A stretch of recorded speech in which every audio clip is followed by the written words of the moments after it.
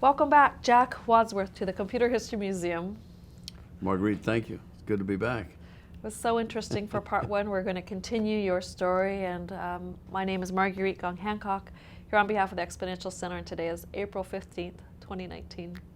Tax day. Tax day. So we wanted to just dial back and make sure that we caught some details about really one and very important story, the Apple IPO, and ask a mystery question, which is, what is the significance of the blue ink in the Apple IPO story? The blue ink. So I was new to Morgan Stanley. The meeting on the organization for the Apple IPO took place in early 1980, and I had joined the firm in 1978. And Morgan Stanley, being Morgan Stanley, has many traditions that go deep into its roots. And one of those traditions is the cover page of a final prospectus. And I think probably Mr. Morgan, if the details were known, decided that it would be a certain color of blue ink and in Ronaldson slope as the type style. And so while this was important to Morgan Stanley, and I was embracing the traditions of the firm, the whole idea was a bit off-putting to me, not having been steeped in that tradition, but I knew I had to uphold the traditions of the firm. So we got to the organization meeting, first meeting on the Apple IPO, and it was Larry Sonsini, it was George Quist, it was Steve Jobs, it was me, it was then a cast of the usual accountants and other lawyers, etc. And as the meeting began, Steve pulled out of his pocket his rendition of a cover page for the prospectus. And it had black ink. It was in Goldman Sachs type style. And it had a colored apple at the top with a bite out of it. The then traditional apple was only the multicolored apple with the bite out of it. There were no other variations on that theme in 1980. And so I was on the spot, and I said, Steve, Morgan Stanley has a tradition. And I pulled out of my pocket the Morgan Stanley cover page, which was blue ink in Ronaldson slope and no apple on the front. We did not accept any logos of any kind in those days on the cover page of a prospectus. And so how did he respond? He said, Jack, this is our prospectus. It's my company, and we will have my cover page. And I said, Steve, you will find this hard to believe, but this is a deal breaker. And he said, well, this is a test. And I packed my briefcase and walked out in the lobby, fully prepared to go to the airport. He came out into the lobby and he said, I apologize. We will have your cover page. And what I learned later was that as I left the room, and thank God for George Quist, he turned to George Quist and said, George, is he serious? And George said, I'm afraid he is. So we had a handshake in the lobby, and I remember saying to him specifically, Steve, thank you. This is a test. And let me promise you that if there is some day in the future when you do another transaction and the reputation of Apple exceeds the reputation of Morgan Stanley we will have your cover page. He said, that's a deal. And I think he made it. I'm so glad you shared that story. Well, we're on the subject of Steve's stories with Jack, Steve and Jack's stories. Others that we might have missed. These are really, they're so emblematic of these decisions that you were making. Well, I mean, the story goes on through the IPO. I mean, let's follow that thread. Yeah. I mean, another incident that is so typically Steve Jobs. The first stop on the roadshow was in Cork, Ireland. And I can promise you there were no investors in Cork, Ireland, but Apple had built an assembly plant there. So we had to go see it, and we had a lunch, and we had a presentation. And one of the members of our team was a Baker Scholar graduate from the Harvard Business School, a woman who was in her first year as an associate. And we were getting on the bus, and Steve said to this young associate, "I forgot my laundry. Will you go get it, please?" Uh-oh. She did. And after the deal was over, she resigned from the firm. And she told me, that's not a good way to treat a Baker Scholar, Mr. Wadsworth, or any woman for that matter. That was Steve. In the roadshow meeting in Zurich, I may have mentioned this before, we said in every meeting that the deal was oversubscribed, that we were looking for long-term investors. That was the objective in our book. And a money manager in Switzerland raised his hand in the back and said, Mr. Wadsworth, if you're looking for long-term investors, the only way to accomplish that is to have the stock trade down 20% after you price it. We decided that was not a good idea. And in the final pricing, it was $22 a share. We had an extensive negotiation, and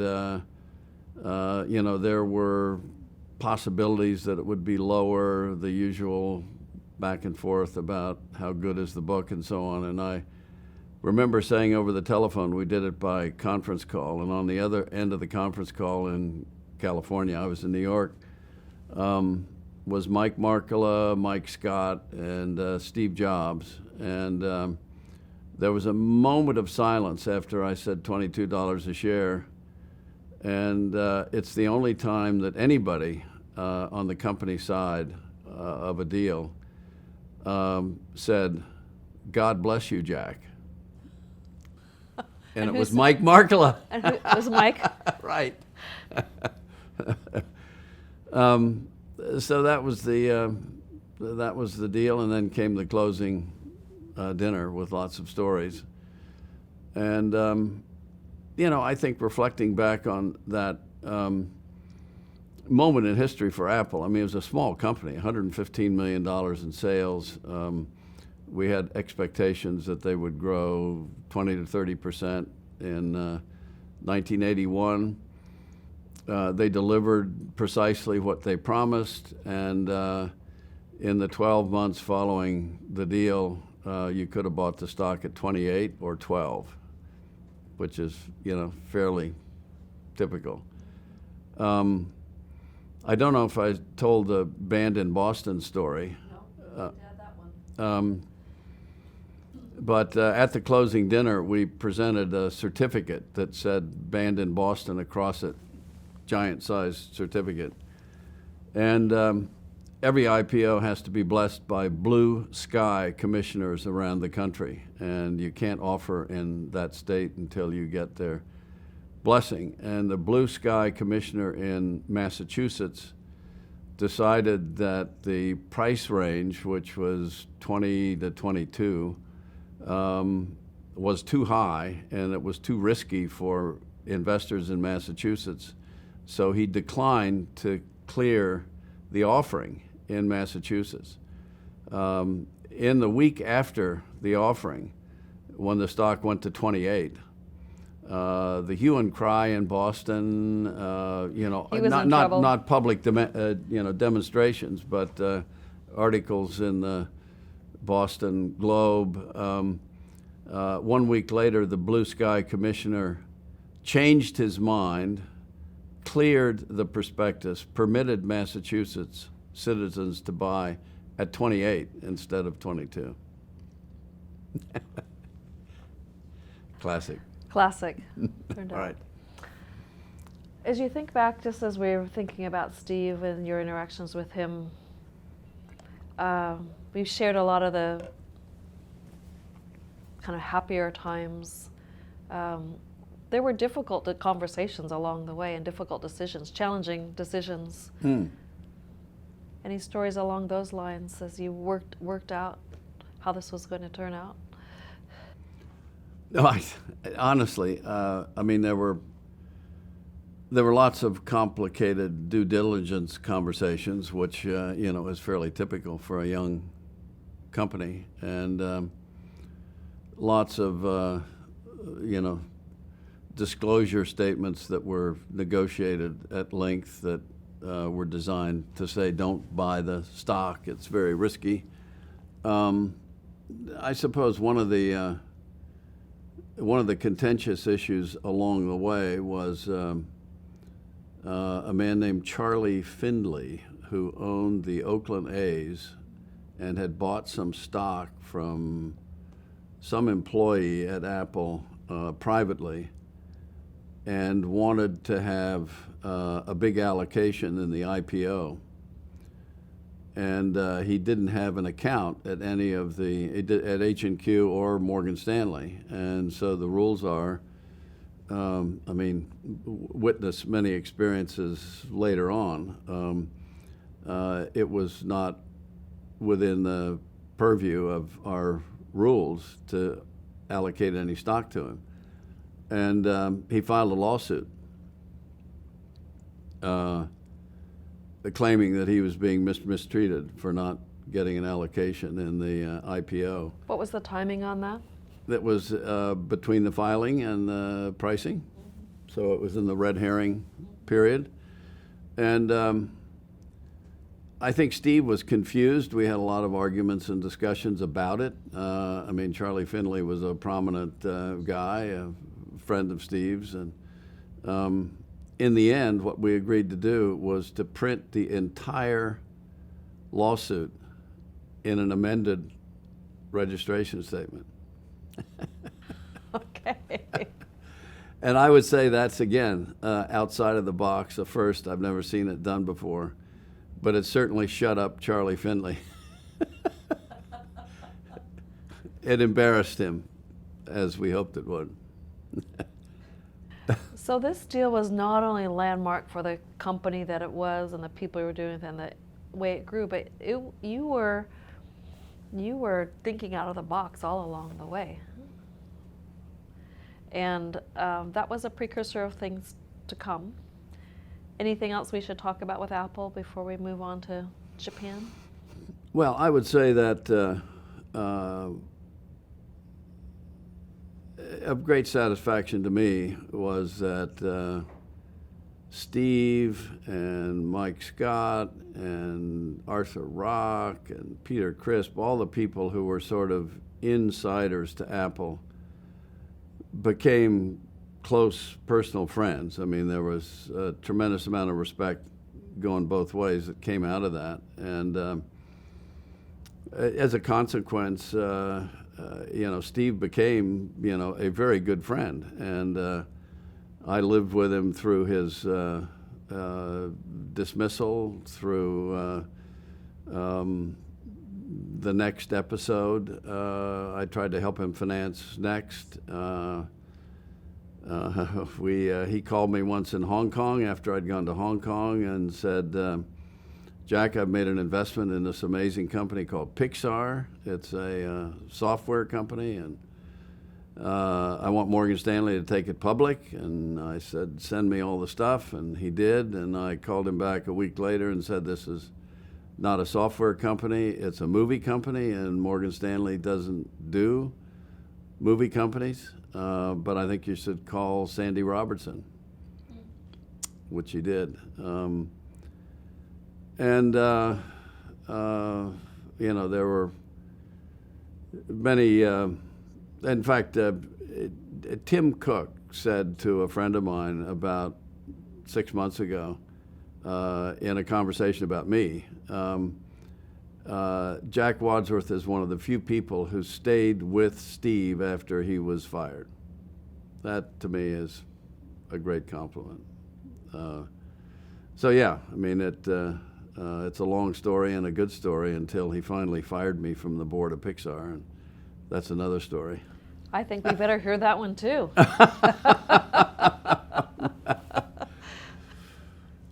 Okay.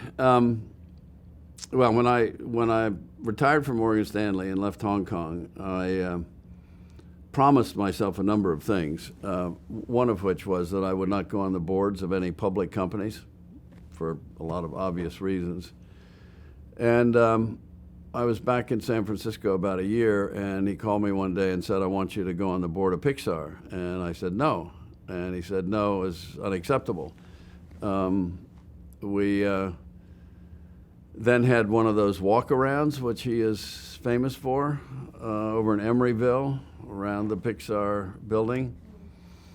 And out in front of the Pixar building is a green grass amphitheater for gatherings of Pixar employees. And at the end of our walk, we sat down on one of the seats in the amphitheater, and he looked me square in the eye and he said, Jack, Pixar is a very precious company. It's really important to me. We can make 2 movies every 4 years, and we can't scale at that rate.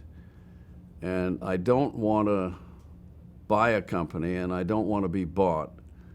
I want to grow organically. And Morgan Stanley is the only very complicated organization that I know about in history that has scaled organically. And with your experience, you're the only person I can think of that can come and help me scale Pixar. And you can imagine, he hit just the right button. I melted, and I said, oh my God, okay. Well, fast forward 4 years later, after many board meetings and a lot of stimulation and exciting and interesting stuff, and Ed Catmull, who was the CEO, really was the science guy who'd done a lot of the animation stuff, and John Lasseter was, just a delight to be around, an incredible genius, creative guy. And, they have, to this day, I think they're running the animation studio at Disney for sure, and they've never made a bad movie. I don't know a record like that anywhere.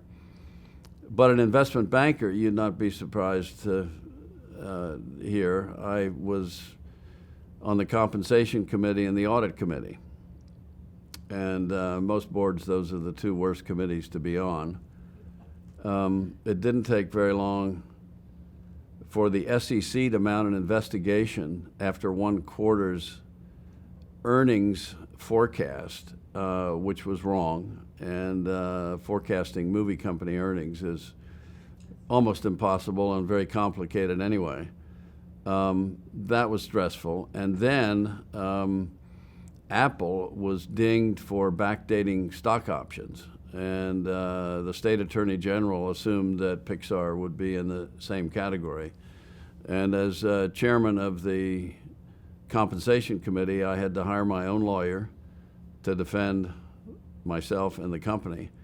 And there was absolutely, in the final analysis, no question about the fact that Pixar was squeaky clean. But in that process, there were a lot of conversations about what to do to make it better and change things. And Steve and I had a number of fairly stressful disagreements. And he called me one Sunday and said, "Jack, you're not going to stand for re-election to the board." And we never spoke again. That was a very sad day. And not atypical of Steve. But that was the end of that. And so my instinct was right. Just took Made a 4 years. mistake joining the board. Just took 4 years to. Right. Anyway. You know, these details are very interesting. I'd like to now turn to Japan. We were talking about Japan before, and we really want to make sure we ask this key question. You know, how did you persuade Moody's, right, to do this when, you know, to get this kind of a rating when the country was having such serious financial issues? This was 1975, right? So how did that happen? Well, okay.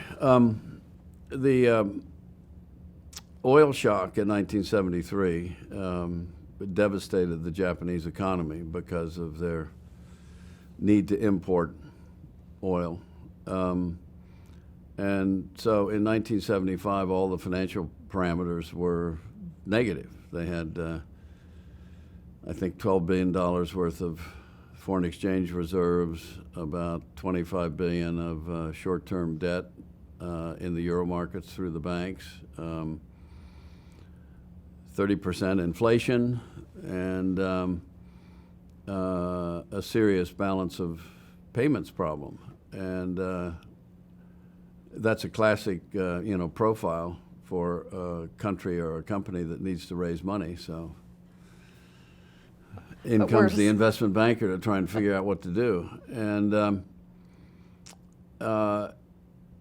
there is a sentence in the prospectus, which is just one of those, you know, prospectuses by and large are not very important, but every now and then something happens that is a poignant moment that is critical in describing a situation.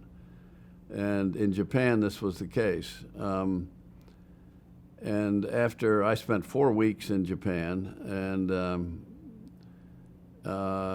when we got there, the focus was on the rating. And this particular sentence basically says, and I will paraphrase, important decisions in Japan are reached by consensus. And then there was a definition of the word consensus, which was, as I recall, sustained, concentrated focus on the issue.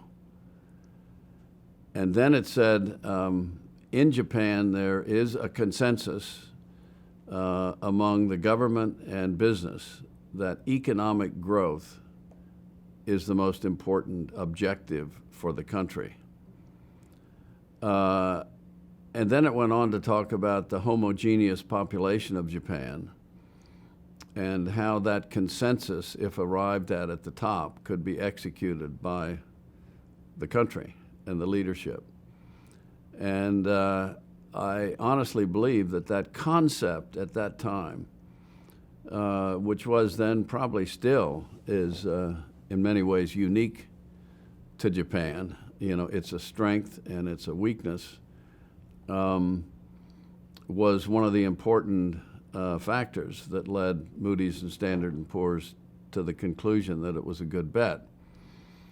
Having said that, because of the precarious financial structure of the country, even though the banks had this exposure in the international markets. They were publicly traded, widely held, and there was no guaranteed central bank or government support for the banks. So it really was up to the Ministry of Finance to give assurance that the banking system would remain sound.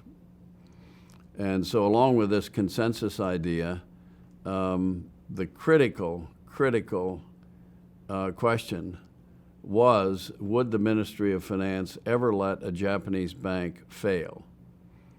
And so we got to the last dinner at a Western restaurant, and Teruyoshi Yoshida, the Vice Minister of Finance who was in charge of the project and the most senior official in the government involved in the project, had been told by me that he would be asked this question at some point,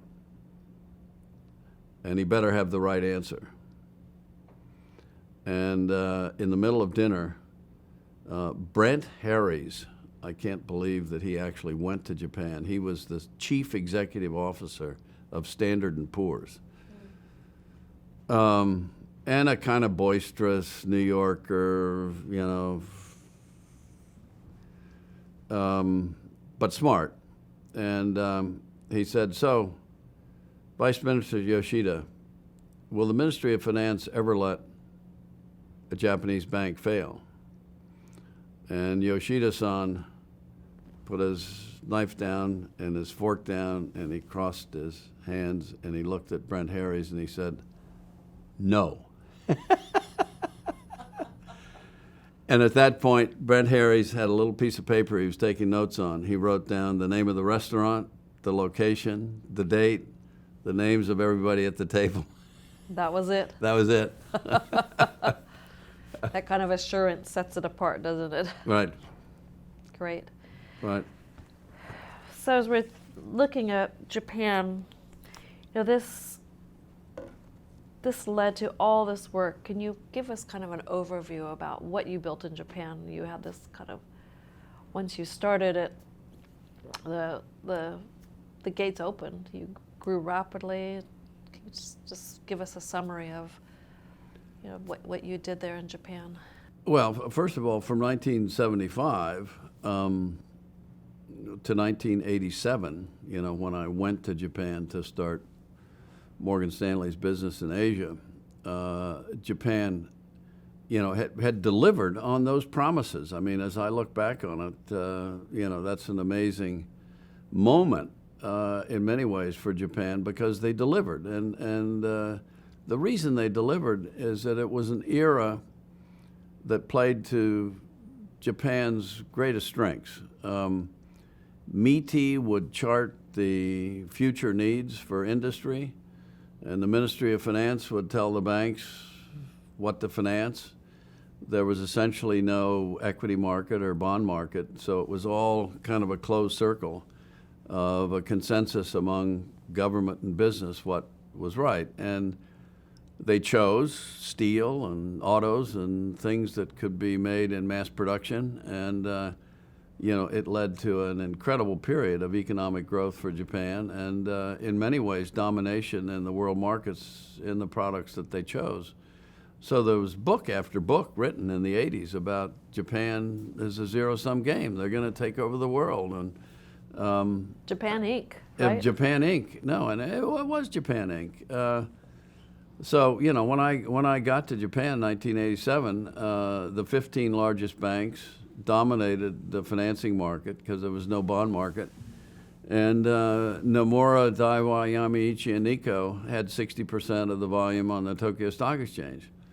So as a little guy from New York contemplating what in the world am I going to do for a business strategy to make money in Japan, it was daunting. And Mike Armacost, who was then the ambassador to Japan, had a meeting once a month in his office where he gathered the leaders of American business, and they were, DuPont, General Motors, Ford, et cetera. And in little old Morgan Stanley. And I remember the first meeting, I contemplated what to say when he posed the question, okay, I want to go around the table now and ask each of you what you're doing for America in Japan. And those were the Japan bashing days. It was about opening up the market and, for trade and capital flows and all kinds of things. It was a great time for that question, because Japan really was, very closed. And interest rates in Japan, by then were kind of 2 or 3%, and the price earnings ratio on the Tokyo Stock Exchange was like 80. And these were parameters that were a reflection of administered economic policies. The stock market was really not free to trade, and interest rates were not really determined by supply and demand. So after a month of being in Japan, I had devised a scheme to deregulate the financial markets. I like the way you say that, so with such an even tone. Deregulate the financial markets. And there was a young guy in the U.S. Embassy who became my partner, and his name was Tim Geithner. He was the Treasury attaché in Japan. So we started meeting. Goldman Sachs, Merrill Lynch, First Boston, Salomon Brothers, Morgan Stanley. We couldn't have those meetings in New York on any subject. We'd be put in jail for antitrust violation. But in Tokyo, we had a common interest, and we developed about 50, issues that we wanted to go systematically at the Ministry of Finance, the Tokyo Stock Exchange, the JSDA, the Dealers Association. And, at the top of the list was a Treasury auction. I mean, the Treasury securities in Japan were sold directly to the banks, and they never traded. So you didn't have a Treasury bill market for a yield curve. And Nomura could close any stock on the Tokyo Stock Exchange at any level they wanted to. And in fact, there were things called political stocks. And if a guy in Osaka, was running for the Diet and he needed to raise some money, they would tell him what stock to buy on Monday, and Nomura would take it up on Wednesday, and that would be his political campaign. The second thing was a futures contract. Once you get a futures contract trading, it's really impossible not to link the market with the closing prices in the stocks. At my first meeting at the embassy, when it came around to my place in the table, I said, well, we are embarking on a plan to raise the cost of capital to Japanese industry. Everybody looked down the table. I was going to say, what was the response to that statement? Where is this guy coming from? Well, sure enough, that is exactly what we did. And 5 years later, the financial markets of Japan were supply and demand driven markets. And I think one of the gauges that I'm most proud of, when we arrived in Japan, with the fledgling operation, basically no P&L to speak of, 25 people, Nomura made $1 billion net after tax, 1987. And we were nothing. When I left for Hong Kong in 1991, our Morgan Stanley branch in Hong Kong made $100 million, and Nomura lost money. They couldn't figure out the markets. So that's a stunning change, right, in just a handful of years. Yeah. And behind that, those are not only an audacious statement, a vision of what the intention was, but to actually implement that and the complexities. What do you think there was timing involved, there were other things, but how do you explain that kind of an outcome in a short amount of time? Well, my secret weapon was one person. His name is, he's still alive and very healthy, Robin Radin. And Robin, I decided that one of the key positions that I needed to fill in Tokyo was a general counsel guy, who could figure out all of this regulatory stuff, because that's what it was about, really. And it was all in Japanese, and there was nobody who spoke English at the Ministry of Finance, and so, I had this idea. The execution was, daunting. Robin Radin, I found through a couple of friends. He had a PhD in Japan studies from Harvard, and he was a fluent reader and speaker of Japanese. And he had gone to the University of Miami in Florida to start a Japan studies program. And nobody signed up. So he went to law school. That's a turn in events. And when he graduated from law school, he really was not interested in practicing law, and I found him. And he came to Tokyo. And the reason he was such a secret weapon, the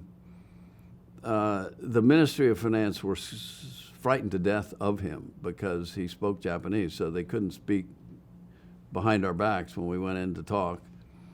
And he knew more about the history of the financial markets in Japan than they did. So when we started down this path of deregulation, he was the guy who figured out the list of 50 subjects. He was the guy who, went in and argued our case. And that was the key, I would say. It's design thinking. I often, revert to that. It's just such a simple idea. You identify a problem, you identify a solution, and then you execute. And it's the execution that always trips you up. So in this case, it was Robin. He's still a good friend. He introduced us to Japanese art because of his, academic background. And as they say, the rest is history. As you look back at the historic import of that change, how would you sum that up? I would say it changed Japan dramatically, in certain ways for the better, in other ways for the worse. And I honestly think the long recession that Japan has been in, which they're in some ways still trying to figure out, is a manifestation of the fact that their financial markets are not as resilient as they should be in terms of providing public debt and equity as a real alternative to bank financing. And when the BIS rule came in and required 8% capital in the banks, the Japanese banks were undercapitalized to begin with, but then they had chosen to allocate a portion of their long-term holdings in their client base of equity as a part of their capital base. And so, not surprisingly, when the stock market went to 30,000, went from 30,000 in the Nikkei down to 12, the banks were totally underwater. So they entered a period where, not surprisingly, the capital allocation decisions that MEDI had been making historically were not fundable through the banks, and they didn't really have good alternatives. And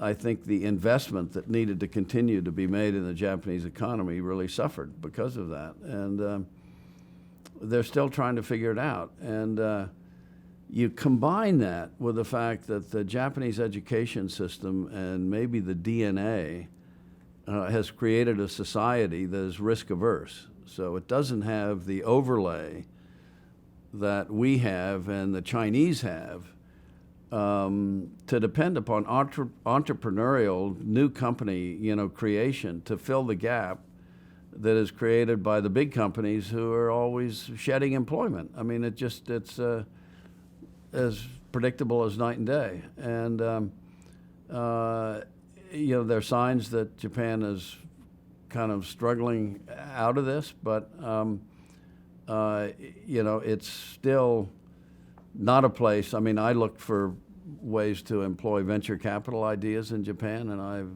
never succeeded. We invested in one company that worked, and private equity in Japan is not that robust. So, I think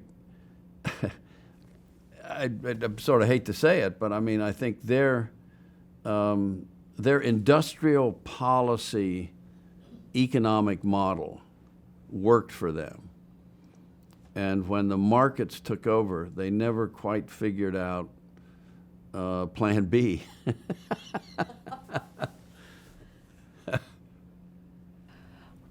So that's on the national level, the national and global economic level. What about for the firm? I want to make sure that you talk about growing. Was it 500 people eventually? I mean, the scale of what you were doing there.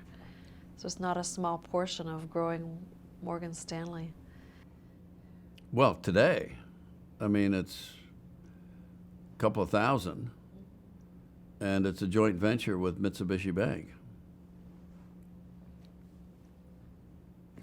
That's quite an outcome. And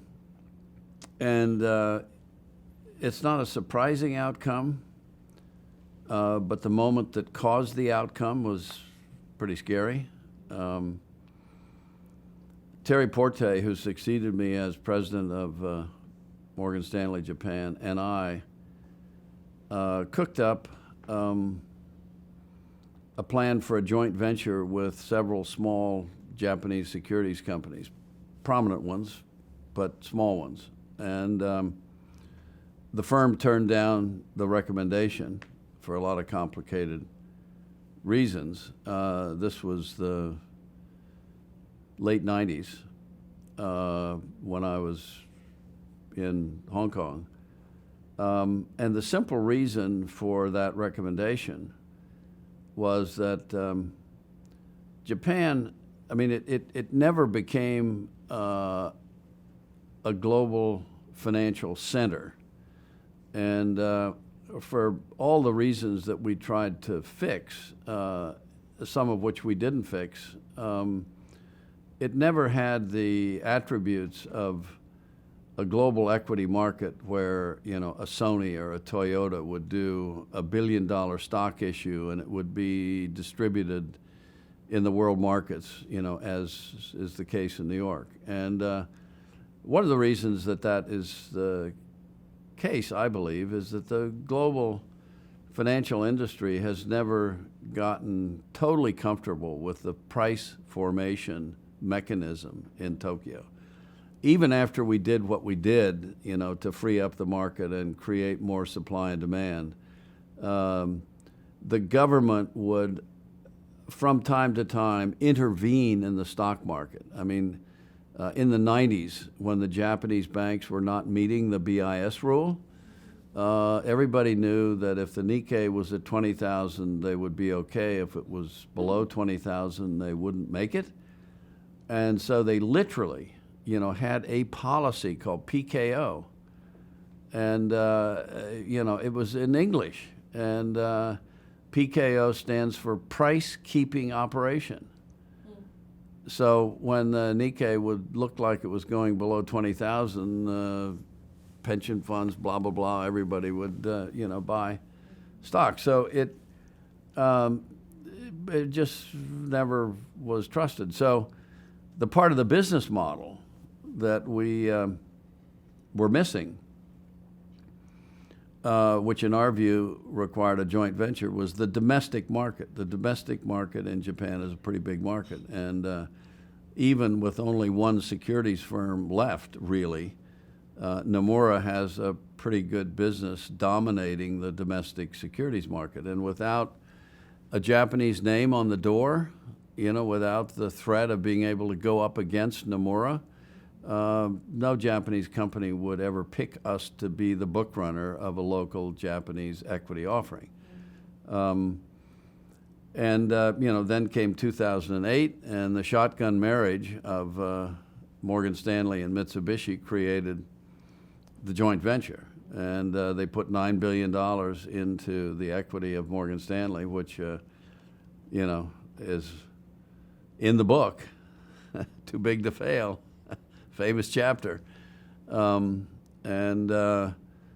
a part of that $9 billion investment, we agreed to have a domestic joint venture in investment banking. And lo and behold, here we are 10 years later, and Morgan Stanley Mitsubishi joint venture dominates the domestic financial market for investment banking services. That's a good outcome. That's a great outcome.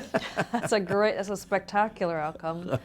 Dominant. Can you give some numbers around that? Deals, dollars, employees, for people who are not in it, I could, but I mean, I'm not that familiar. Okay, with that's it. fine. Yeah, right. I mean, we've got in the league table, language, we're number one in equity and debt and all that sort of stuff on the investment banking side.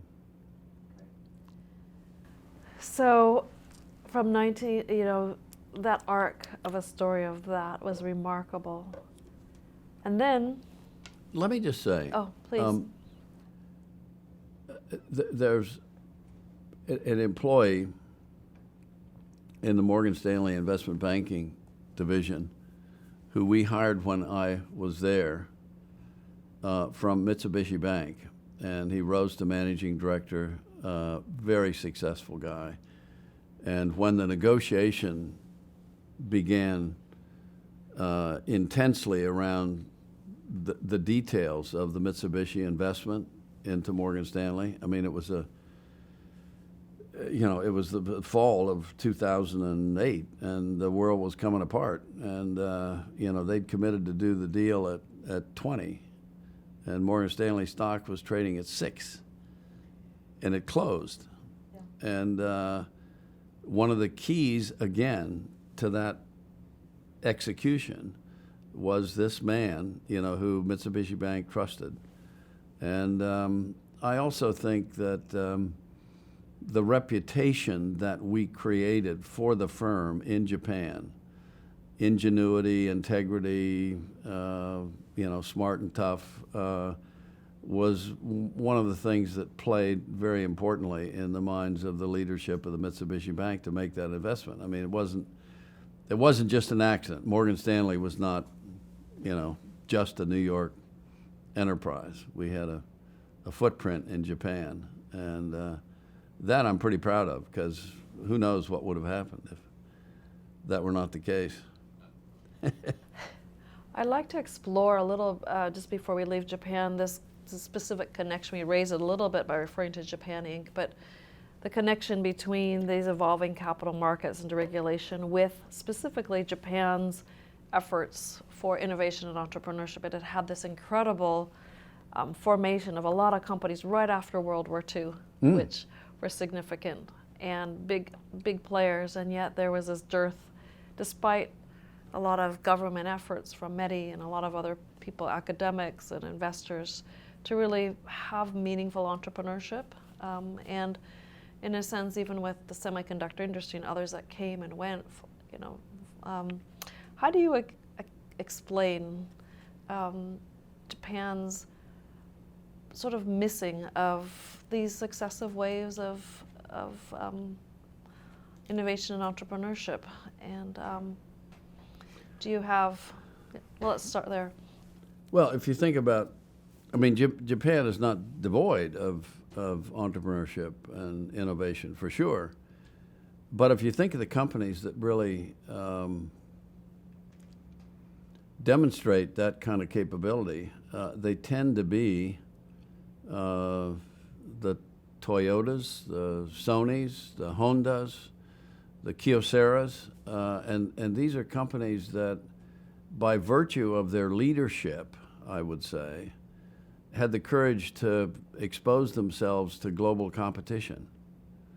Too many of the other companies, I think the steel industry is the classic, are sort of commodity-oriented domestic manufacturing businesses who never built a plant in Tennessee. And so the exception proves the rule, and these are hugely successful global companies. I mean, and then you have, kind of the one-off maverick of the century, Masayoshi Son. I mean, where does he come from? He comes from Korea and Berkeley, and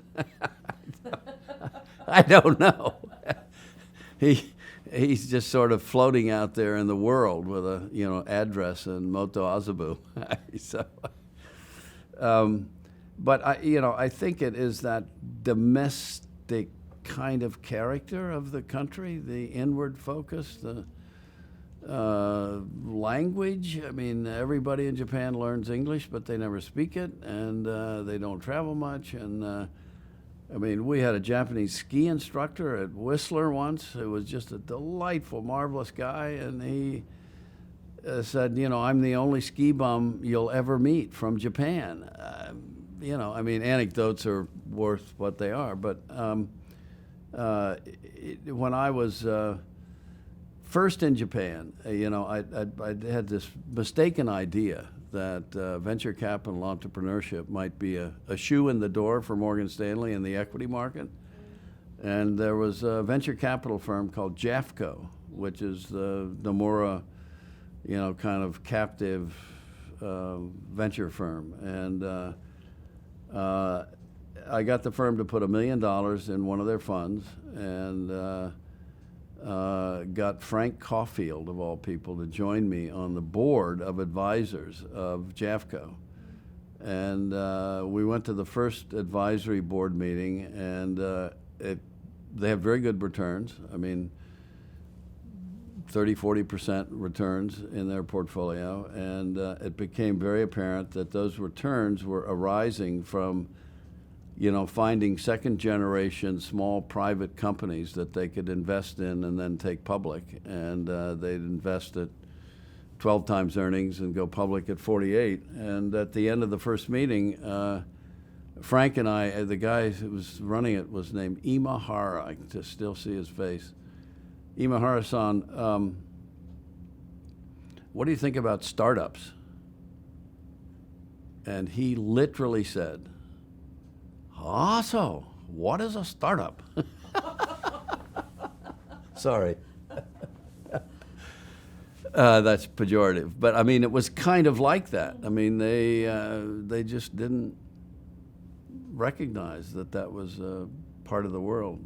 And where do entrepreneurs come from? I mean, they come from academic institutions, science programs, from, school experiences that encourage them to take risk. And the Japanese higher education system is sort of not that way. And, there are signs that it might be changing, but boy, they're at the margin. Working on it. Interesting. Well, this is a fascinating topic. I want to turn now to Hong Kong. Yeah. And China, another small part of the world that you helped change. So you were there. First, let's start with your first interaction that turned your attention and focus and heart, I think, really to China. Tell us about that. Was it around Tiananmen, where to help orient us back in time when you started to turn your focus to China? Well, again, a secret weapon. I mean, I keep going back to the importance of finding amazing people, who can chart ways that I couldn't do by myself. And while I was still in Tokyo in 1988, 89, I hired a man named Paul Thiel. I think I mentioned him before. And Paul helped open up my eyes and helped me think about the future of China. And so we made trips to China together. I mean, a good example is the first head of the CSRC, which is their SEC, was a man, he's still alive, named Liu Hongru.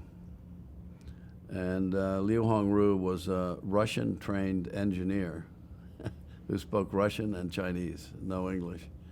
And our first meeting with Hongru, I said after sort of the end, I said, this is a very American question, and there's sort of no place for Morgan Stanley in China today, but you have a unique insight into the leadership's view of financial markets and whether or not they're going to be important or not.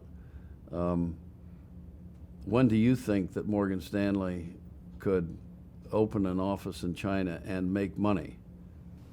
And make money. And you have to answer both parts of the question.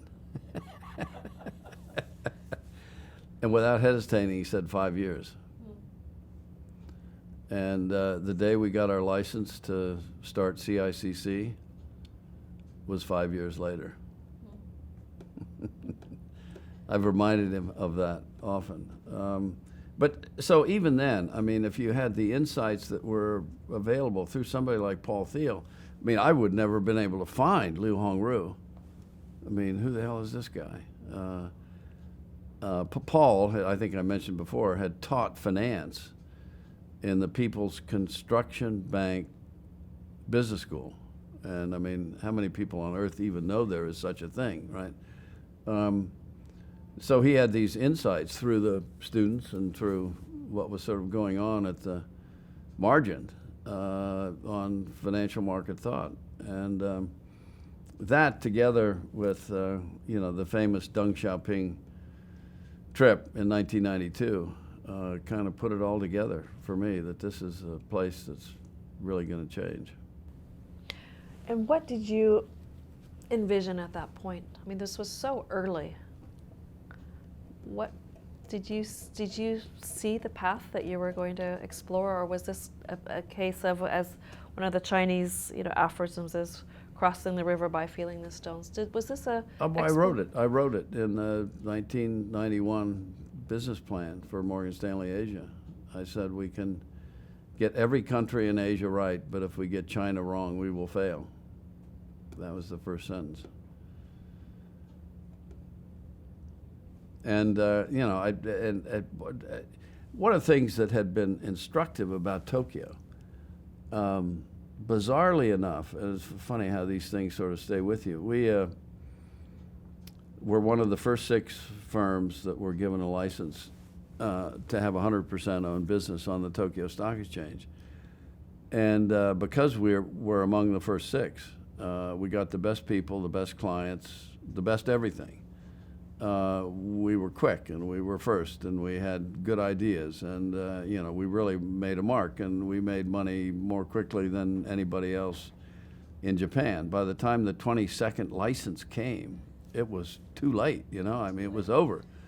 So I reasoned that, and the next sentence was, the most important objective for Morgan Stanley is to be the first firm in the world that is given 100% license on the Shanghai Stock Exchange, period. That's it. Everything we do from now on is oriented toward that objective. And that was the reason for the joint venture. I mean, I reasoned that after, having gone to China a lot, China is not like Midtown Manhattan. Midtown Manhattan, you ask for the moon and, you get somewhere in between. In China, you have to give a lot before you ask for the moon. And so I reasoned that, one of the things that that we could do, and I mean, this is where the irony comes, comparing Japan to China. I mean, when I got to China, I discovered that the government was my partner, not my enemy, like Japan, because they wanted a capital market. So all of a sudden there was this amazing reversal, of roles. And my enemy was Goldman Sachs and Merrill Lynch and the usual guys. So I didn't talk to them anymore. Mm-hmm. You said something really interesting, which was that there's certain sentences in key documents, whether it's this business plan you wrote for Morgan Stanley in China or IPO prospectus, where you now know that wording was significant. Today we've talked about 2. Are there some others that, as you look across the landscape of these key documents or IPO prospectus, that you can point to specific language that you now know this was a hinge point, this was significant? I'm sure there are many. I mean, the first one that pops to mind is investment banks should never do startups. What was that document, and tell us the significance of why you point to that one? After I got back to New York after the Apple IPO, and H&Q took home a $25 million check, and we took home a $2.5 million check, I recommended that we get into the venture capital business. And that was the sentence that led into that recommendation, and that's why we developed our relationship with Kleiner Perkins.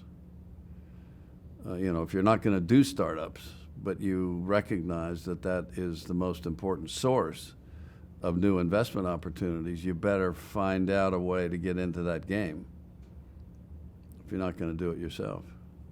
So that led to the great partnership. Yeah, right.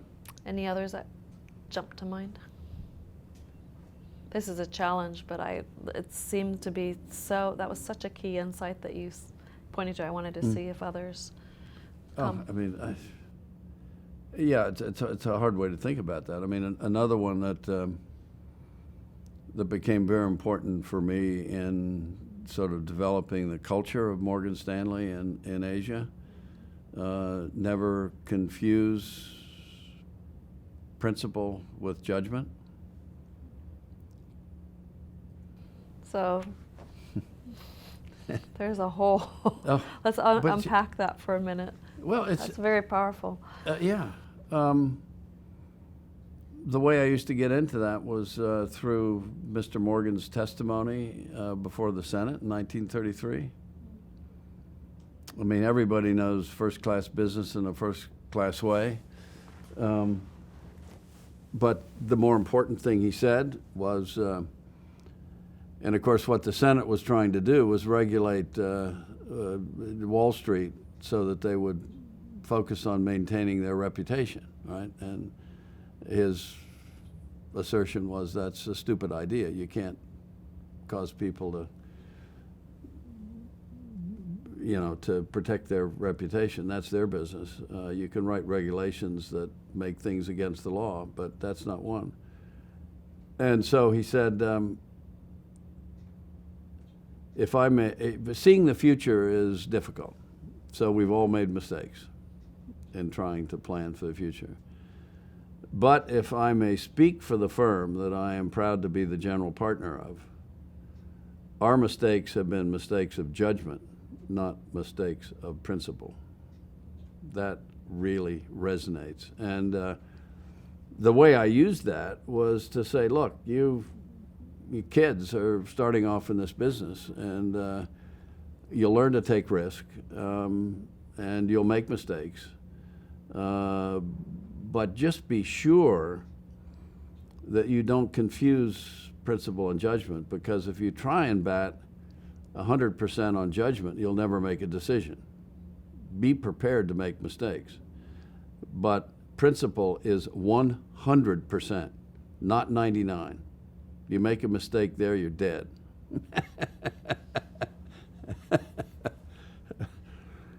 So, yeah.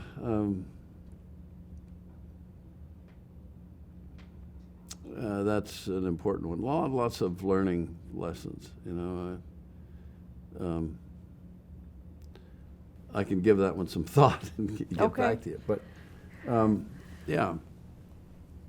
It's good, really good.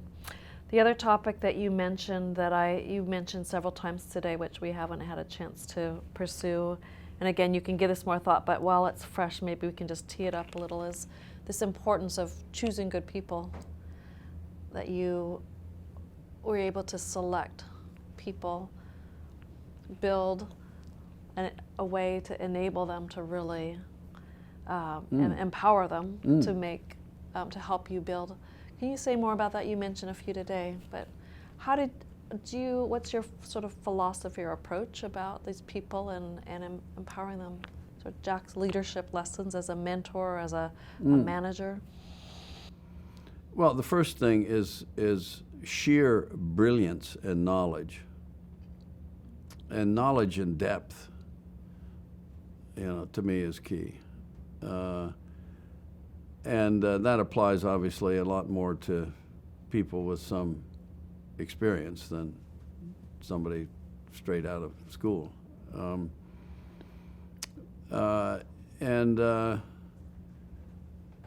I think then it's the search for intellectual honesty and perseverance and stamina and, the soft things that make it work. But it just, there's no substitute for brilliance and knowledge. So there are people with firepower that you identify that it just raw, innate, the innate ability plus the expertise that's gained over time. How did you build because you're growing so rapidly in so many places where it was new, how did you build your organization around it to enable these people to flourish in their leadership?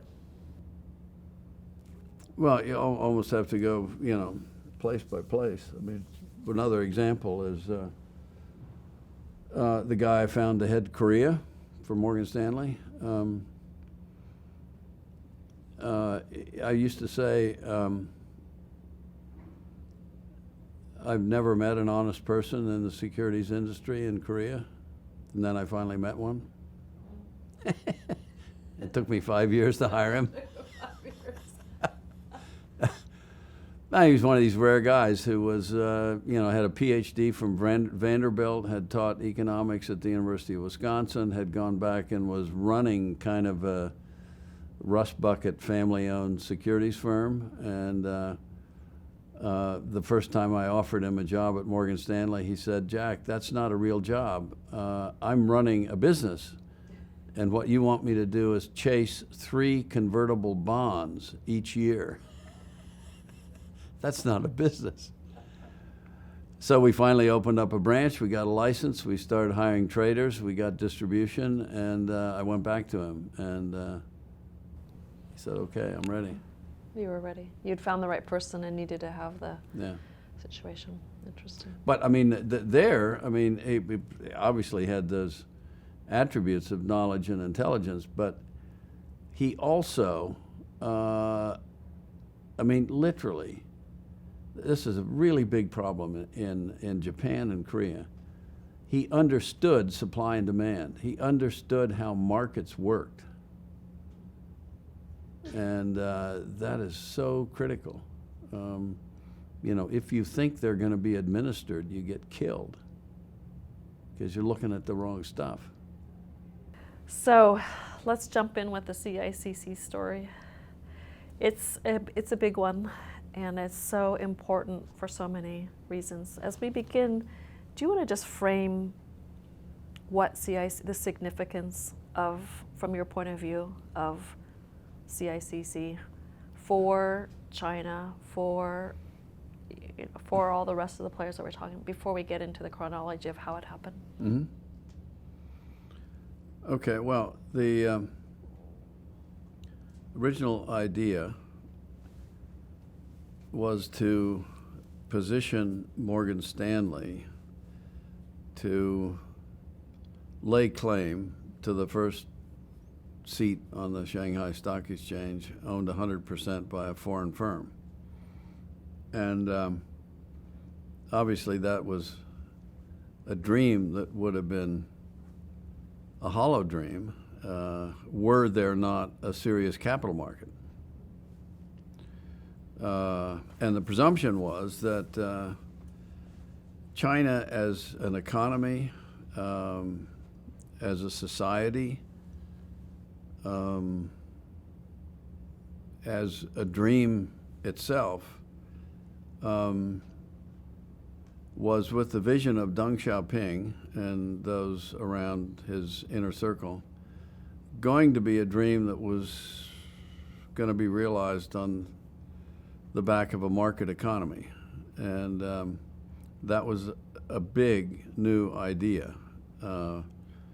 It was really, I would say, only confirmed in the early 90s. It was talked about, but it was really confirmed in the early 90s. And anybody who had an MBA from the University of Chicago, excuse me, would know that to have a market economy, you had to have a capital market. And the creation of a capital market was, to me, a phenomenal opportunity. In a number of ways. I mean, the capital markets of the world have evolved over a long period of time, have lots of flaws, have different philosophies, have different regulatory regimes, have different players, have different constructs, and so in the broadest possible context, the idea of being a part of the creation of a capital market from scratch was just really a cool idea. And we thought about ways to be involved, and in those days, in the early 90s, the closest a foreign financial firm could come to even putting a toe in the water was to have a representative office inside China, which is like nothing. I mean, it's like, please have a hotel room and come and tell us what you think. You can't do anything. And so of all the crazy ideas, we cooked up the notion that a joint venture would be a way for us to put more than a toe in the water and actually get involved real time in the facilitation of the creation of the capital market. And that was the big idea. I mean, certainly that was, I would say, at the center, but it also contained the selfish idea of if we gave something to China, we would be at the front of the line to get that seat on the Shanghai Stock Exchange. And to be honest, we had no idea whether it would work, whether we could get permission. So that was the big idea, and we started. And I would say the start, well, there were two aspects to the start. One was, what should we know about joint ventures in history to prepare ourselves for this joint venture? Because we had never done one before. I mean, one of the things I did was to make a list of countries that we could go into direct without a partner, and then the countries that we had to have a partner to go into. And which of the countries where we had to have a partner to get in did we care? And there weren't many. That was a short list. Yeah.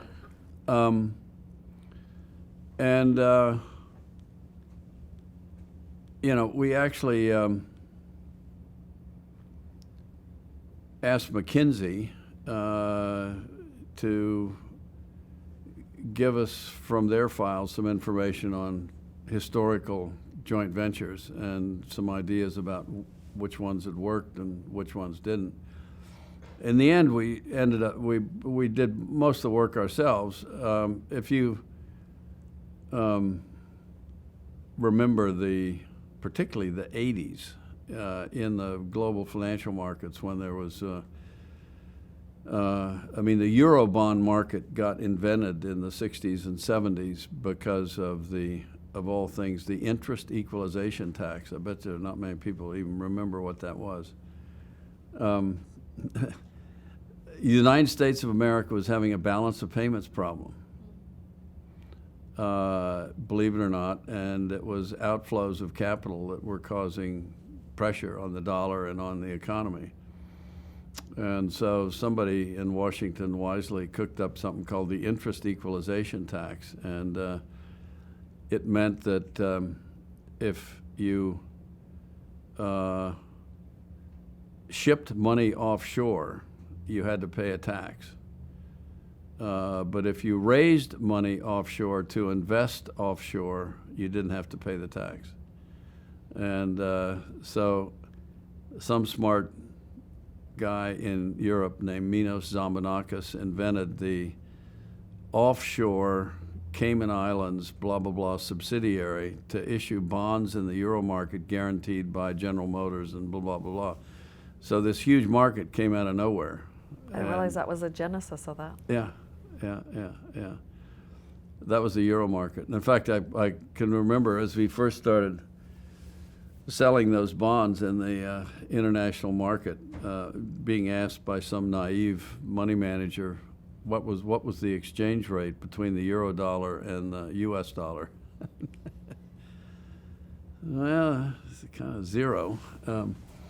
Anyway, so because of that particular phenomenon, there were lots and lots and lots of joint ventures created in Europe around the idea. And the one that worked, there were, just to fast forward, there were two joint ventures in the financial services industry in the history of the world that worked. There were not three, two. One was Credit Suisse White Weld, and the other was Jardine Fleming. And it turns out there's a very simple reason why they both worked and the others didn't. In those two cases, one had the money and the other had the clients. And there was no crossover. White Weld had all the clients because they were U.S. issuers, and Credit Suisse had all the money. All those early bonds just got dumped into Swiss bank accounts. In the case of Jardine Fleming, surprise, surprise, Jardines had all the clients in Asia, and Fleming's had the money in London. So that worked. And that, I must say, was one of the insights that gave us great confidence that we had a good idea. Because Morgan Stanley had the money, surprisingly enough, and China Construction Bank had all the clients, every one of the clients. So that was number one. Then the question was, okay, we think it's a good idea. Who should our partner be? And why should China care about this idea? And again, this is where Paul Thiel comes into the equation. I asked Paul, who did he think would be the most logical partner? And he said there's a guy named Wang Qishan at the China Construction Bank who is the guy who can get it done.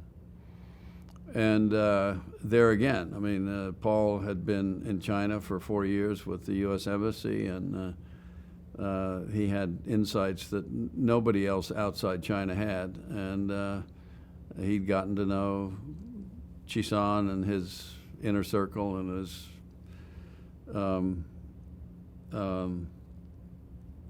his dreams. The second thing was, okay, how do we give ourselves a chance to actually get this license? And so we wrote a letter to Wang Qishan describing, in fact, that's an amazing historic document. Where is that? I'll get it for you. I mean, it's just one of these amazing things, letters. And so we wrote Qishan the letter, and it was 1992, and nothing happened for a year. There was a foreign exchange trading crisis in Shanghai, and Chisan was seconded to go down and fix that. So he was sort of off the playing field for a while. He came back, still nothing had happened, and a friend of mine in China said, having gotten wind of this idea, he said, you know, there's another person who has proposed a joint venture investment bank, and his name is Ed Lim, and he's at the World Bank, and he's the China desk officer, and actually he wasn't. He was, by then he was the Nigerian desk officer or something, but he had been the China desk officer in the early 80s when the protocol between China and the World Bank was first negotiated. And the person across the table from Ed Lim in that negotiation was Zhu Rongji. And he said, I think if you could get Ed's attention and have a conversation with him, you might be able to close the loop, because Zhu Rongji is the key guy. And I flew to Washington and had lunch with Ed Lim. And in the usual sort of male format, we sparred for about a half an hour. I would have liked to have been a fly on the wall for that conversation. We finally each got our letters out of our pockets and compared them, and they could have come out of the same typewriter. Except Ed had written his letter to Zhu Rongji, and we had written our letter to Wang Qishan. And we obviously were proposing Morgan Stanley as the foreign joint venture partner, and Ed was proposing Goldman Sachs, which of course was a stupid idea. You wouldn't be biased. No. And so in the ensuing 6 months, I persuaded Ed to take a leave of absence from the World Bank. I made a compensation deal with him, and he joined Morgan Stanley as a managing director. And we went to China and got it done. So then the next question was, why should the Chinese care? And so we finally had our definitive meeting with Zhu Rongji, and it was John Mack and Ed Lim and myself, a few others. And Can you place this again in time, month, date? 93.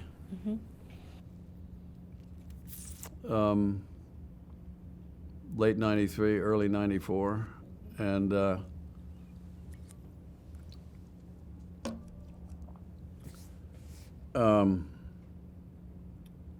we had scripted the meeting carefully, and I drew the short straw on who would present the case to the big man. And so predictably he said, why should we do this? And I said, well, there are three reasons. Number one is you are faced with the challenge of privatizing China.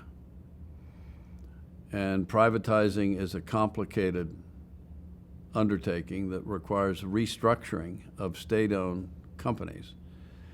And restructuring state-owned companies can be facilitated most effectively by lawyers and bankers who know what it's going to take to position that restructured company to raise capital in the international markets.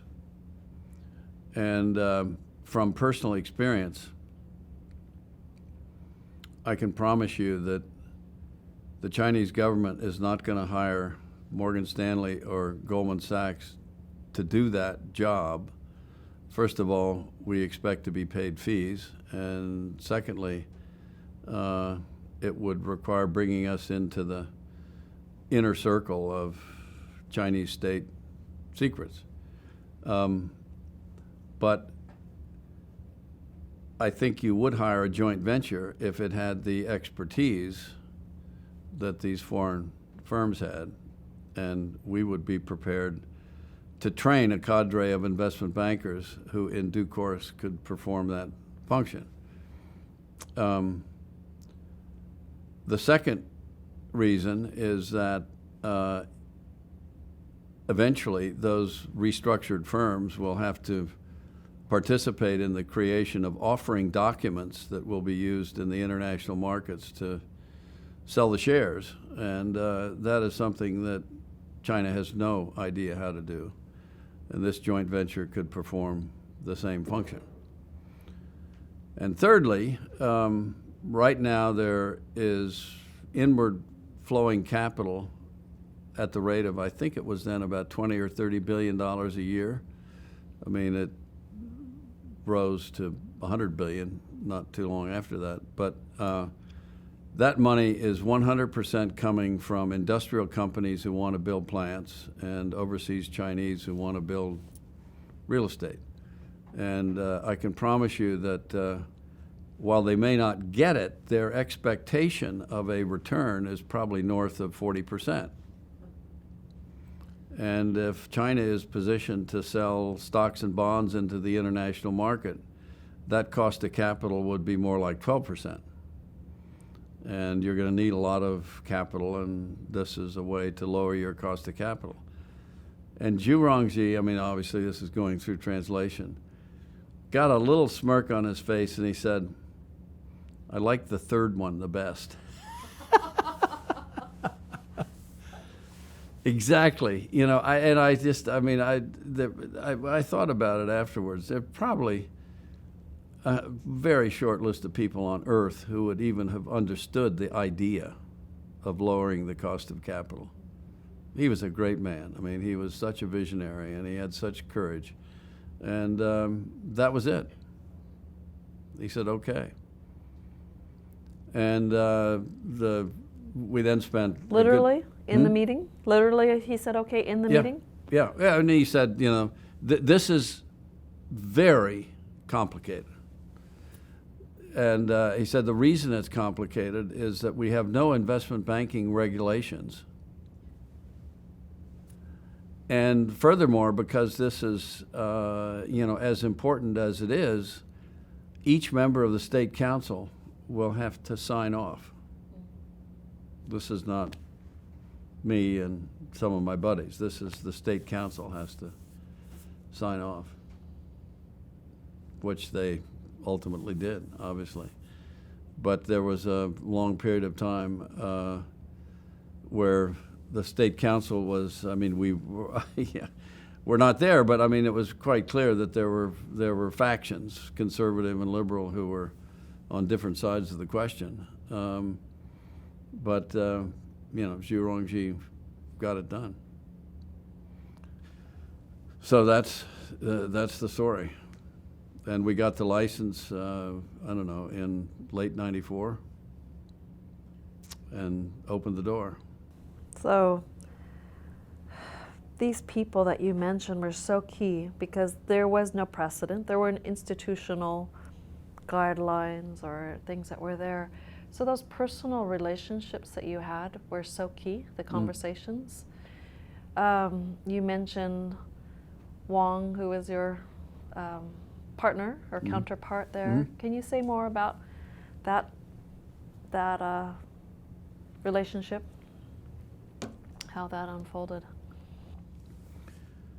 Oh, well,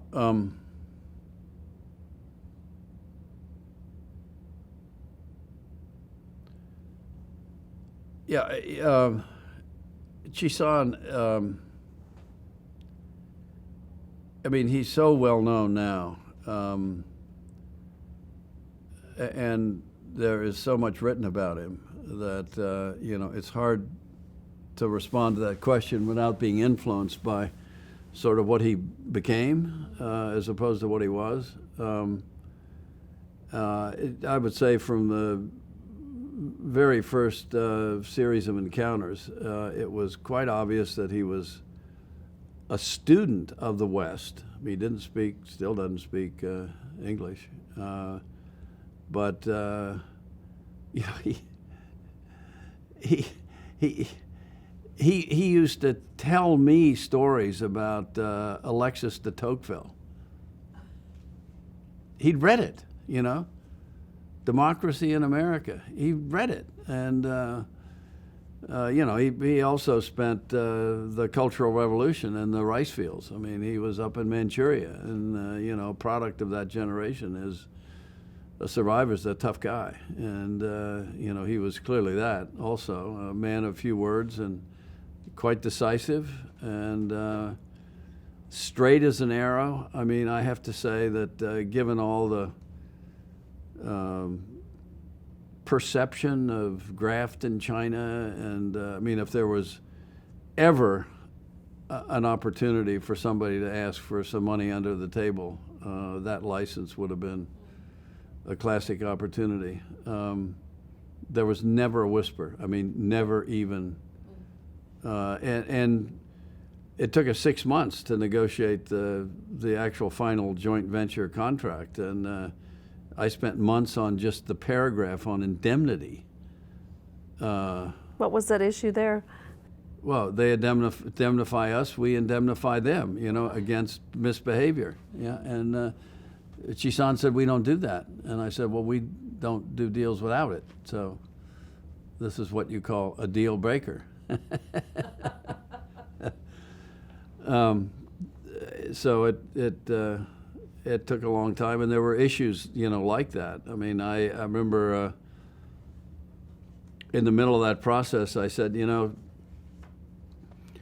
there are going to be a lot of international financial transactions that come out of this joint venture, and Morgan Stanley would like to have an exclusive, you know, on the book running of international equity deals. And he said, let me think about that. And one of his colleagues called me back the next morning and said, the answer's no. And my response was, he should have been fired if he said yes, and I should have been fired if I didn't ask. But there were, you know, many examples of things like that. One of the most important that became a very contentious issue was about the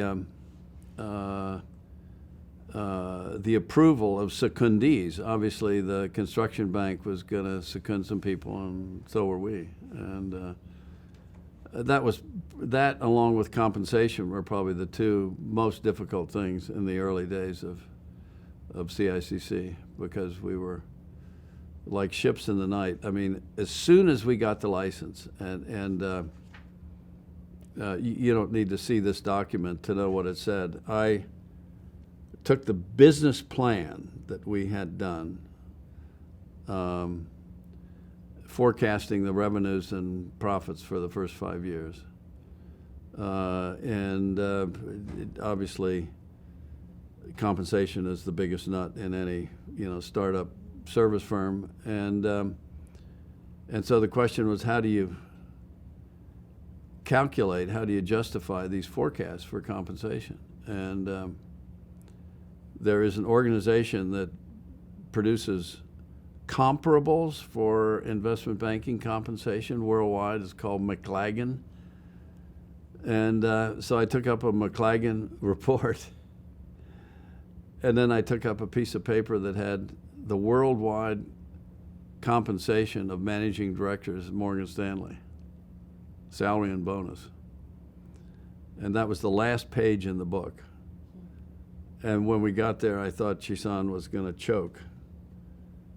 And I probably presented for an hour and a half through translation. And when I finished the last sentence, I said, so what do you think? And he said, I'll have to get back to you. I mean, that was classic, absolutely classic. But it was also the right answer. I mean, oh, God, it was really complicated stuff. And, you know, in the early years, we would fight and fight and fight over bonuses and compensation. And I said, but, you know, it's fine, you know, for you to think that Morgan Stanley secundees who are getting paid X in Hong Kong should come here and be happy with X minus Y. It doesn't work that way. In fact, it's probably hardship pay. It's probably a premium, and it's also, you know, expat benefits and blah, blah, blah, blah, blah. And his answer always was, we don't pay bonuses to people in Chinese companies that lose money. And, you know, I never really won that argument. So Morgan Stanley paid the bonuses out of our back pocket. Man, I used to say to him, you know, when you build a cement plant, Chisan, you can amortize the cost. When you build an investment bank, you have to write off the expenses every year. Every year. We can't capitalize those. Anyway, those were great days. And your question about Wang Qishan, he just never missed a beat. He was smart. He was straight. I mean, we negotiated that Morgan Stanley had the right to appoint the head of the investment bank, and we had the right to dismiss the CEO, but not the right to appoint a new one. I don't know how we ever got to those two things, but in the first board meeting, Chisan reminded us that under Chinese law, the chairman is the CEO.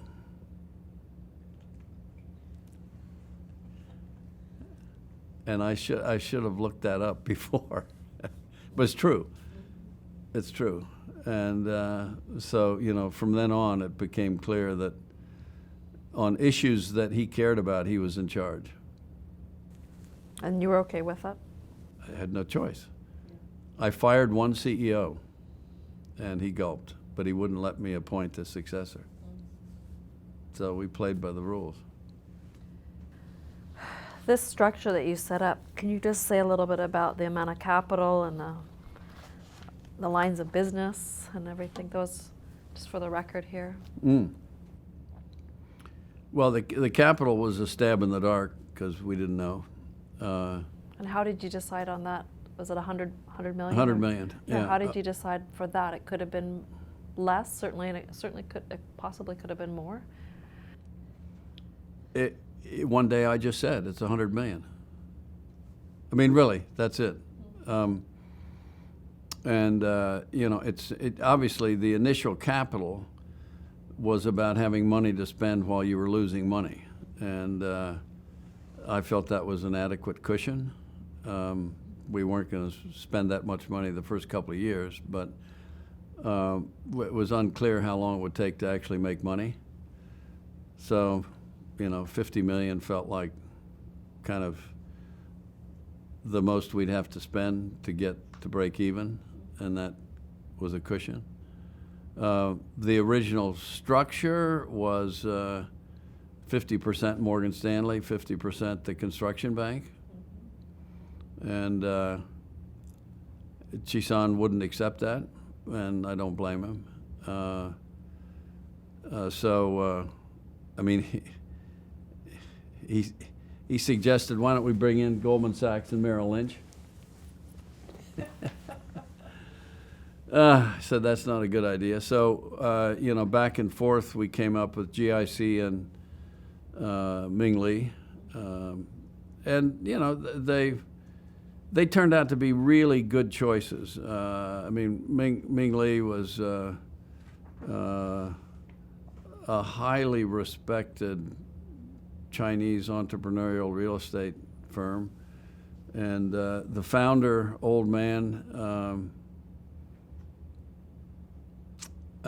his name was Ming Cha. Payson Cha was the next generation who was the board member. But Ming Cha was a a very good friend of, who was the conservative president during, the guy who sort of pulled the trigger on Tiananmen Square. His name will come to me in a minute. He was, I mean, by then, Jiang Zemin was the president, and he had succeeded this guy who was, I mean, his favorite project was the Three Gorges Dam. He's an engineer. Oh yeah, And I was going to say who, but Hu Jintao came later. Yeah, no, but the important thing is that Ming Cha was his buddy, and the day we had the final meeting with Zhu Rongji and got the nod from Zhu Rongji, Payson Cha had talked to his father in the hour after the meeting, and his father had Zhu Rongji's assessment of the meeting already. Anyway, that covered sort of the conservative base in the state council. So that, I mean, that's the structure. And the China Guarantee Corporation was, it still is sort of a mystery. I mean, it's a funny Chinese state-owned something that doesn't really have a business model, but I learned later that they were sort of a bag carrier for Wang Qishan and could stand up to you know, outsiders when Qishan needed it. So we never really had any contentious issue that came to a vote, but it was 50-50. You know, if we'd lined up against them, and Qishan always could get either GIC or Payson Cha to be on his side if it was a dicey question. They were afraid of him. So there were, some people have asked about sort of some of the decisions that came up. There are some of the issues that came up as being whether they were cultural or what caused them. Did you see, to what extent do you think that there were challenges of working together in a joint venture because it was a new structure, a new kind of form or cultural differences or business? What, you were so early, and there was a litter of failed joint ventures all around you. Not in financial, but in the tech world, certainly, right? Well, I come right back to the fact that basically China and Morgan Stanley had a compelling reason to make it work. And it was economic. It wasn't philosophical. It was like, if this works, it's going to make a ton of money. And it's going to change China. And it'll enable China to privatize. I mean, now that, you know, the history is history, CICC had 100% market share of the privatization of Chinese state-owned companies. I mean, how can that be? That's huge. And of course, they didn't charge fees for the restructuring, but they showed up as, I mean, you asked about the business model. The original business model, because I wasn't really sure about the international securities offerings, whether they would even work. I mean, at that point in time, I mean, witness the, you know, the book and the presentation we did about China. I mean, it just wasn't clear that anybody would buy anything that came out of China. So I had cooked up a scheme where the CICC would raise a fund, so it would be an asset management business model. Advice fees, asset management, some financings, but the flywheel was an asset management model. And obviously that didn't happen, but it was out there as a revenue stream, and like every startup on earth. I mean, Arthur Rock said to me the other day that only 15% of the startups that I ever invested in that succeeded on the basis of their original business model. That gets right back to Plan B, I guess. Yeah. It started to work, and the cultural stuff. Ed Lim, I fired. He just, we're still good friends, and I mean, he made a lot of money out of it, and he went back to the World Bank. But in the end, he was conflicted. I mean, he was so devoted to China, and so one-sided in his way of thinking. And he had no management experience outside the World Bank, and he'd never compensated people. He'd never thought about, do we do this deal or that deal, and he just didn't work. And so it was at that point that I introduced Harrison Young as the successor, and Wang Qishan finally agreed. By then, Levin Zhu was sort of on the sidelines and beginning to have more and more influence. And I suppose that's where the cultural tension was the greatest, and the secundees that the construction bank put up. I mean, the famous Feng Lei, who I said to Ed Lim when he introduced me to him, "Is this our driver?" Uh-oh. Does his name mean wind and thunder, right? Yeah. Feng Lei still reminds me of that. I would say we're reasonably good friends, although I still have problems with his approach to business. And there was a guy named Tong who was also seconded to CICC, and he was the head of personnel. And I didn't pay attention to him because I didn't think personnel was important. Turned out he was the most important guy in the place. Funny how that turns out. Yeah. Against this backdrop, I'd like to talk about some of the big key technology company deals that were happening in China during this time frame. Mm-hmm. Asia Info, Mm-hmm. right? First internet company. Charles and that group, and we could also talk about China Telecom and that deal. Famous deal. So let's start with. Well, telecom was really the first privatization that went public, and of course, painfully, Goldman Sachs was the bookrunner, and from a very early stage, we had. In the founding documents, there was a compensation arrangement that was, I would say, analogous to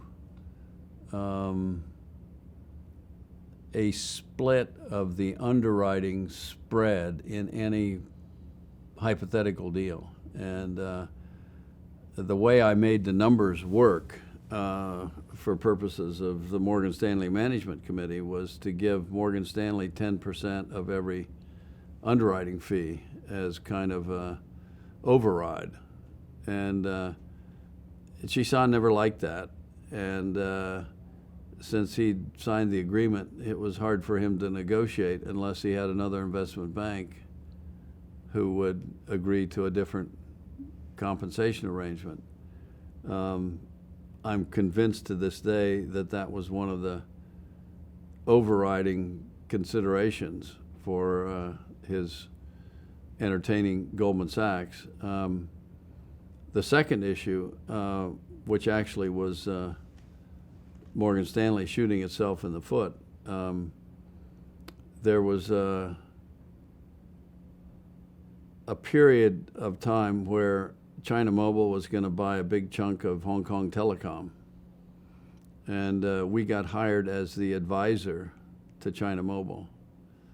And at the moment that happened, which was about, I don't know, 9 months ahead of the actual international issue by China Mobile, I made a conscious choice that was based on the presumption that we couldn't do both those assignments. And so we had to choose. And at the time we made that choice, the actual privatization was still a very iffy thing. And so I made the wrong choice in hindsight. That it never helped me with my colleagues in New York, who remained, I would say, modestly angry. Slightly about that one. Yeah. In fact, I had visions of coming home after that deal. What was a big deal, right? Raised Yeah. $4 billion or something. Yeah. It was a big deal. Yeah, it was a big deal. But, I mean, fast forward, we ended up doing 50% of the privatization book running assignments. And that was the best we could have hoped for, frankly. So in the end, it worked out, but it was a painful year. So in a time when so many things went well, how did you respond to that year? That was a painful year, tough year. Right? Yeah. So what adjustments did you make, if any, or did you, following that year, that paved the way for success that followed? Well,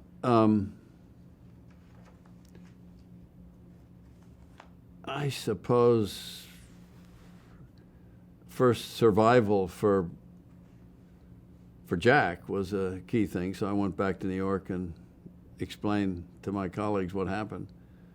And then it was to spend a lot of time in Beijing just to be absolutely sure that was not a pattern for the future, and that the competitive landscape would be fair. And by that time we had deep roots into CICC. I mean, we had transferred all of our back office stuff. We were basically supplying all of the know-how around how you do investment banking deals. We had seconded a lot of people. I mean, some good, some bad. That's another story. But I would say we had our hooks into CICC quite deeply, and there were a handful of people who then emerged, as the leaders, who had a more balanced view of the world. I would say the two most important were Wu Xiangzhi, now CDH, and Bi-Ming Jen, who's now the CEO of CICC. Real smart, honest, straightforward people who I still list among my best friends in the world. I mean, they're really great people. So it became a more balanced, kind of working relationship. And I've always said that the most disruptive force around in business are investment bankers who are not busy.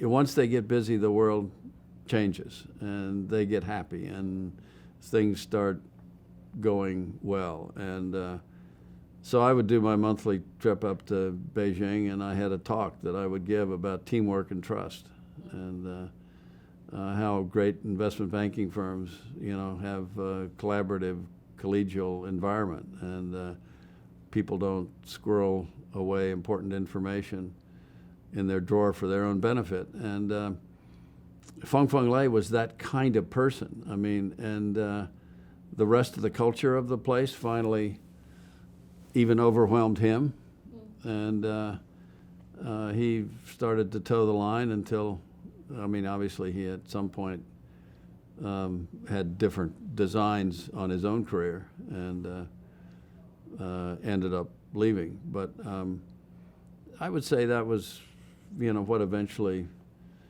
changed and I think it's one of the things that made CICC work, frankly. So if we were to kind of fast forward again, by 2000, CICC was wildly successful, right? Revenue is streaming in. Yeah. Maybe 170 million or so in gross revenue. Mm-hmm. Can we talk about some of the deals that you remember during this time that were really defining? Well, actually, the first privatization, I think it was before China Mobile, was China Eastern, the airline. And that was really a defining deal because of the complexity of the structure. I mean, it was actually owned by the regulator, and that's kind of hard. Had you ever done a deal like that before? No. Had no reason to, right? No. I personally sat in on all the due diligence meetings just to be sure I understood. They had 62 brand new airplanes, and they had all inside China routes, nothing outside China. And I mean, to indicate how difficult it was, 2 weeks after the public offering and the stock was trading reasonably well in the international markets, the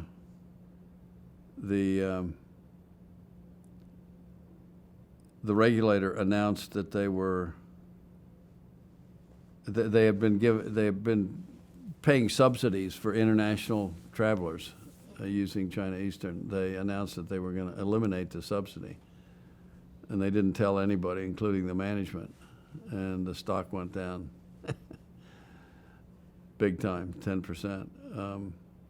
So yeah, I mean, it's really serious growing pains, and I mean that was pretty much the issue in almost all of the privatizations until they set up CIC and kind of separated the ownership and regulation. Yeah. And in terms of tech deals, which ones would you put in your first tier of most significant ones that you would like to? The only tech deals I would say in the privatization exercise were the telecom companies. So Asia Info and Sina.com were basically private companies. Sure. So they were forerunners. I mean, that was really the first. Very first, right? Yeah. What Charles and others were doing so early. Yeah. So you were at I was going to say a front seat, but it was more than a seat. You were driving at the front of all these new things, new private markets, private companies, privatization, China taking its role on the domestic as well as international stage and internet in these new areas. What was your perspective that you had about what might be China's sort of assets or capabilities in this area in tech? It was new. What were you seeing at the time? Well, I think the most important big idea is that we were witnessing the advantage of being backward. I still marvel at the first floor of the Shanghai Stock Exchange, which was $15 million of software to have a technical trading floor that had no specialists and no dealers. It was just a technical trading platform. And before they did that, given the technology that they employed, I don't know, it cost $100 million or $200 million or something. And the next was telecom, where they didn't have to wire the country. They could do it wirelessly. Just skipped ahead to mobile, right? Yeah. I mean, you think of it as a huge, huge advantage. Especially for a country like China, where the last mile was yeah. impossible. Yeah. Mm-hmm. Transportation, same kind of things. It was apparent pretty quickly that fiber optics were going to be, universal. I remember in those days before we left China going to Lhasa, and there were people from the countryside doing their prayer reels around the temple and checking their, emails in the other hand. What an image. Yeah. That was, and Duncan Clark and I were, the guys on the ground in telecom. We had a telecom conference in Beijing at the China World Hotel. I want to say it was probably 96, 97, 98. And the cell phones were then those things that... Brick.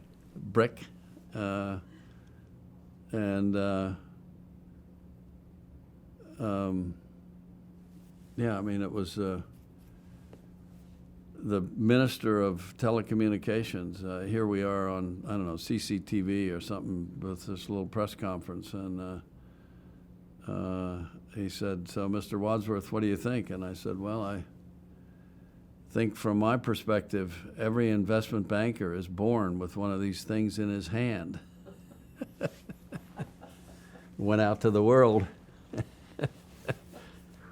And then, Asia Info and Sina.com. I mean, those were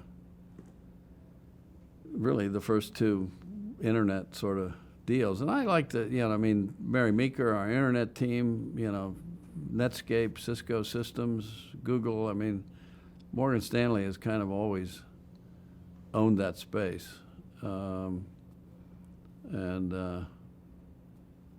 I think you've heard my story about Mary Meeker.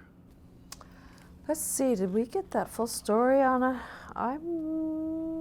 we mentioned her, but Mary is so central in this about internet and all this. Go ahead. Yeah. Well, in those days, research analysts made calls with investment bankers, and they were the critical glue in actually getting deals. Mary, after she wrote that famous research piece in 1995, was the go-to place for knowledge about, who's going to make it, who's going to survive in this new world. And so everybody wanted her to be the analyst. And we were pursuing Asia Info and Sina.com. And I sent her an email saying, "We need your help in Asia. Finally, the internet has come to China, and we need your help in soliciting his business." And her answer back was, "How big are the deals?" And I said, "Well, it looks like these two deals are about 25 million each." And her response to that was, "Jack, that's the size of my fee." Literally, I still have the email. So she didn't come. But the decision maker in Asia Info was Lip Bhutan, Walden. Yeah. Right. And it was Sina.com was his company, and he had the CEO in his office in Menlo Park. And of all things, I was with the Asia Society in Dongwon. And there was cell service in Dongwon. So I was the last conversation with Lip Bhutan on the way out to the caves. And on that phone call, he and the CEO said, Morgan Stanley has the business. We want you guys to do this deal. And I said, well, I am hard-pressed to say how important it is and how delighted I am. But let me add to that notion that I'm just about to lose cell service because we're a few miles from the Dongwon Caves. And if there is a 20th century, version of the Silk Road, it is the internet. And I lost cell service. Beautiful. Beautiful. You could have planned that better. No. So the internet, the internet catapulted China's role in the internet, and the internet going global forever changed China's role in tech globally. Really powerful. With the benefit of hindsight now, can you, since you were there at the very early stage, can you kind of describe that impact, that arc that started then, and then the way that you look at it now? Well, somewhere in government, there was the wisdom to see the importance of the internet, hence fiber optic. And that I would say is a mindset that, is somewhere deeply embedded in the current success of China, is the conviction, that investing in things like the internet and transportation and Belt and Road, and I mean, there is this, kind of unspoken word that the infrastructure is an obligation and an advantage if we get it right. That's totally unique. I would say totally unique in the world. That is probably one of the more important factors in the modern success of China. And then around that, of course, you have the entrepreneurial stories, and Jack Ma is certainly one of the earliest. I remember meeting him in the very early days, and he used to say that his secret was that he understood nothing about technology, he didn't have a business plan, and he had no cash. So why not? What else Go did you for need? it. First time he got on the internet, he would say, I was on for 30 seconds and then I got bumped off. But people like Jack saw the possibility, and it's still happening. And of course, around that you had, again, the infrastructure of the state-owned telecom companies. That was powerful that they would capitalize those companies and kind of build that part of the infrastructure. But I think you fast forward to today, China has, again, the advantage of being backwards. They have leapfrogged all the mistakes that the West has made. And, I just came back from Beijing, and the only place I could use a credit card or cash was in a hotel. Period. Electronic payment systems are the order of the day. WeChat, Tencent, Baidu. All those things obviously popped up because of the entrepreneurial energy and vision of a pretty small group of people when you think about it. And venture capital didn't become a thing that worked until, I would say, 2005, 2006. Anybody who started before that lost their shirt, mostly. IDG was the first, and With Hugo and yeah. So that was, happening all at once. all at once. All at once. You said it's a small community of people. You mentioned Jack. Do you want to tell any of the stories that you had with some of those early pioneers? Well, Morgan Stanley was not in the venture business in Sure. China. So it was only after I retired that I got back involved.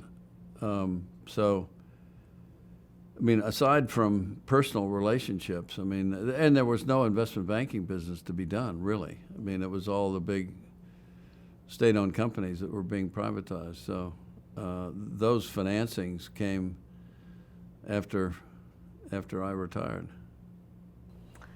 But you had been so involved with the state ones. Reflecting on your time there with CICC and your work in China, any lessons learned that you want to kind of sum up? Well, we've talked about it a lot. I mean, I think appreciating the culture and the sort of attitude about making a contribution before you ask for the order, I would say is key. I mean, that to me is the ultimate lesson to be learned and to be understood by every Westerner. And I see it, happening today. I mean, we just did a big project for the Rocky Mountain Institute and climate change in China, and the only way it got done was to partner with the Energy Institute under the ministry to get their buy-in to the idea. Teach for China is, the same sort of thing. Every Western move into China has to have that attribute. And I think the other lesson is that there is buy-in to the idea of teamwork and trust. And that takes time, but it can be understood. And the value is obvious when it works. I think those to me are the sort of two most important lessons. Thank you for that. Since today, earlier I asked you about one word of advice. Before we close this chapter of our interviews, I would like to ask you this question. So many young entrepreneurs and others ask, so for somebody who's been successful, what, if you could boil it down, would be one word of advice that you would give? What would that be, and why? So, what advice do you have? I have to be consistent. Plan B. No, seriously, I think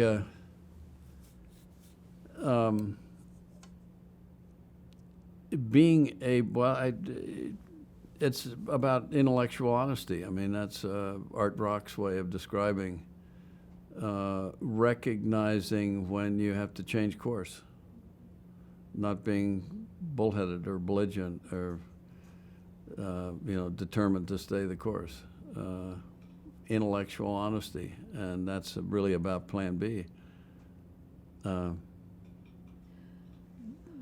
You've shared along the course of our conversation already some examples. Is there another story that would help illustrate when you either figured out that this was an important principle, an aha moment, or when you applied this in your own life?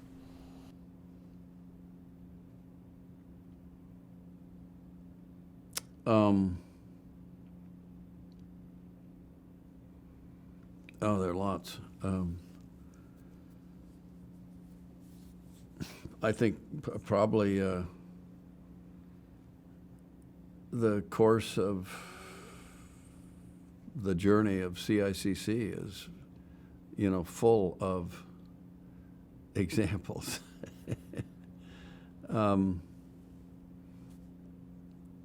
When it looked like we were not making progress in Beijing, I went to Washington. That's a Plan B. When we weren't going to build an asset management business going to the investment banking privatization model was crucial, plan B. I'd love to talk to Wu Shangzhe about that because, we set up, of the 100 million of capital in CICC, we earmarked 10 million for direct investment in private equity situations. And Wu Shangzhe, because he'd had experience at the World Bank, got the opportunity to do that. And it took him 18 months to make his first investment. And it was in a ceramics plant. And I was chairman of the investment committee. And I remember going up to Beijing saying, if you don't pull the trigger, I'm going to pull the trigger. It's time to make an investment. But yeah, along the way there. Good stories. Well, Yeah. Jack, you've been incredibly generous with your time today and your stories and insights. On behalf of the museum, I want to thank you again for this part of your oral history. Thanks. Well, good.